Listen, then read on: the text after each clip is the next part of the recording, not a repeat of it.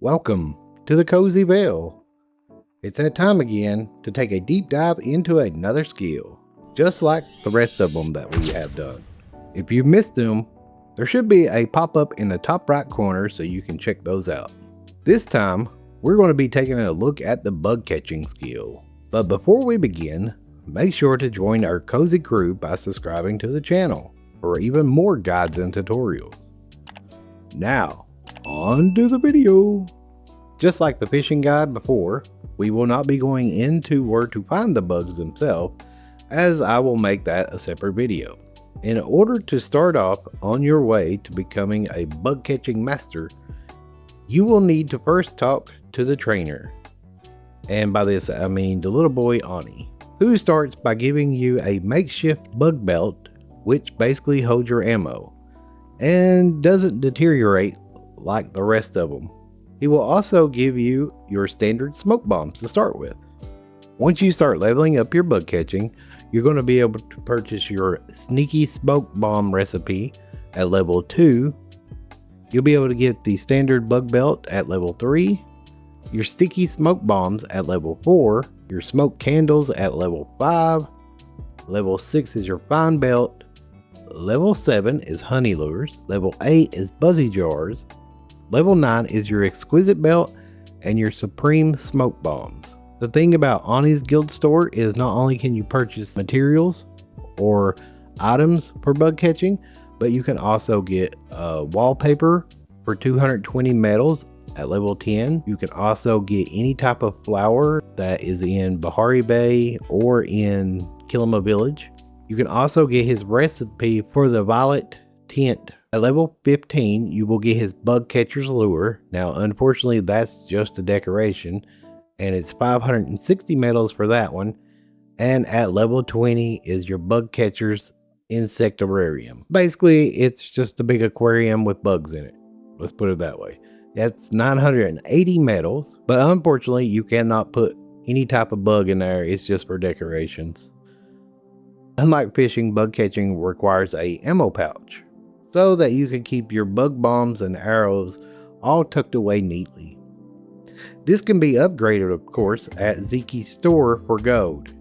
You will start off with 8 slots for free, and you can increase it 8 per upgrade. So basically, when you have 16 slots, it will cost you a total of 250 gold. For 24 slots is 2500 gold. For 32 slots is 10k gold. And for 40 slots, which is the max as of right now, is 25k gold. It's a little hefty if you're just starting the game, but don't stress about it too much, as you will get enough gold not to worry about later on. Now that we've gone over all that, it is time to get into the actual bug catching itself. Most bugs can be found roaming the fields of Kilima Village or Bahari Bay or even in Elderwood. However, some bugs can be found in minerals or inside trees. Common bugs such as butterflies and moths will be pretty much everywhere, and they will not run from you when you run past them. But most other bugs, however, will get spooked when you run by them and run away from you. So let's say that you found the bug that you want to catch. All you have to do is bring up your tool wheel by pressing L2 on your PlayStation, selecting your bug belt. Once you've selected it, you're going to press L2 and hold it for aiming, and then R2 is to throw it. You will more than likely need to hit the bug with bombs multiple times. Unfortunately, this is probably one of the more annoying game features in the game, but it is what it is. But once you hit the bug enough, it will become dazed and ready for you to pick up. Now, you will not gain XP or lose any focus until you actually pick up the bug itself. So, if you're out of focus, you can simply replenish it by eating real quick, and then pick up the bug by pressing the X button, if I remember correctly. Let's talk about some of the tools for bug catching that will help you more than ever. First is the smoke candles. In order to make smoke candles, you need 1 red meat of any type, 1 carpet moss, and 1 coral. Once you have crafted the smoke candle, you can equip it, and it gives you a 10-minute buff that will keep you from spooking off any bugs, which is great for bugs that are found in the trees and minerals. Also good for lures sometimes, which we'll talk about in just a little bit. The buzzy jar is very useful as well. In order to make it, though, you'll need 3 uncommon bugs, 2 glass bulbs, and 2 silk threads. Kind of pricey, but they're useful. The buzzy jar gives you a 15-minute buff. And if you notice my screen, you'll notice the compass on top has like a little green leaf thing on it. And that is basically an indication of where rare or epic bugs are. These are all the bugs that can actually be tracked by your buzzy jar. Honey lures is the most important item to bug catching, to be honest. In order to make one, it takes 1 gold bar, 1 dragon beard peat, and 4 apples.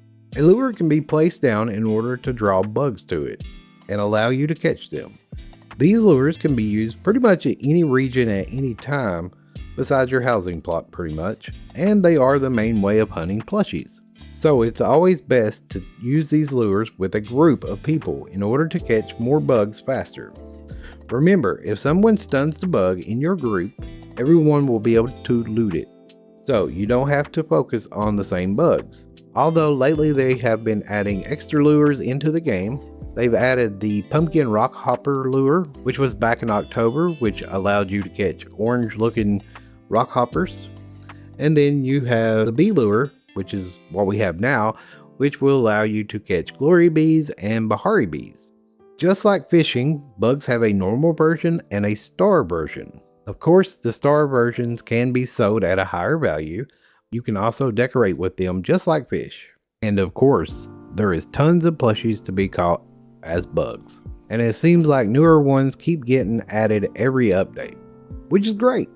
Now let's go over a bunch of tips and tricks. You may see people spamming bombs in order to catch bugs, but that's mostly due to the fact that they don't want to miss them. You don't actually have to spam them if you don't want to. It's just a little bit easier, and bombs are fairly easy to craft or buy at that point. Now, if you don't want to spam your smoke bombs, what you can actually do is you can make sticky bombs, which basically slows the insect anyway, so you don't have to spam it as much. You can buy standard bombs from Zeki's store. Yes, they will work just as well as the other bombs. From what I can tell, your bug belt is the only thing that increases your chances of stunning bugs. Every bomb has the same chance to catch a bug.